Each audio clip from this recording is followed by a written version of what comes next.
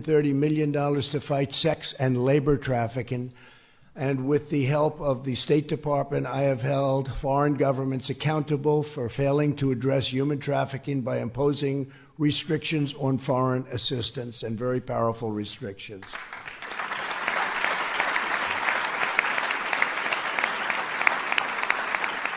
I've also prioritized increasing funding for anti-trafficking efforts in my 2021 budget, allocating $70 million toward enhanced prosecutions, and at the Department of Justice, we are spending $123 million toward supporting state and local efforts.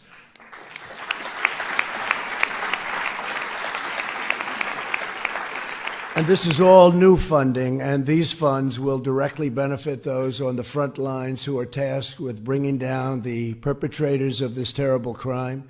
So the kind of money we're talking about now is far greater than what you've had in the past, and let them give the people that work so hard in this administration credit, because they've wanted to do it more than the people in any other preceding administration. And you can read what you want, you can say what you want, but nobody has done more than what we've been doing on human trafficking. Unprecedented pressure on traffickers at home and abroad, and we are freeing innocent victims at every single turn.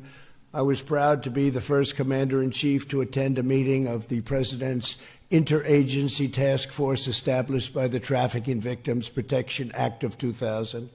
In November, I was also the first president to sign an executive order to establish a task force on missing and murdered American Indians and Alaska Natives. Just signed it. And this has a very special focus on women and girls. That's an incredible thing that's been happening, but we just signed it. I've signed 9 pieces of bipartisan legislation aimed specifically at combating human trafficking domestically and around the globe. And in 2018, I signed legislation strengthening the Department of Homeland Security's Blue Campaign, which unified the department's fight against this crisis and increasing public awareness every single day. We have signed organizations that make large-scale human trafficking possible. In my first month in office, I instructed federal agencies to go out and just do what you have to do. All federal departments are doing what they do to identify and destroy these groups, and we are destroying a lot of them. Unfortunately, they come back very quickly in a different form. In 2018, the Department of Justice shut down the leading site for online sex trafficking. The DOJ prosecuted a number of violent crimes. President Trump signed an executive order to dismantle transnational criminal organizations, including those trafficking human beings.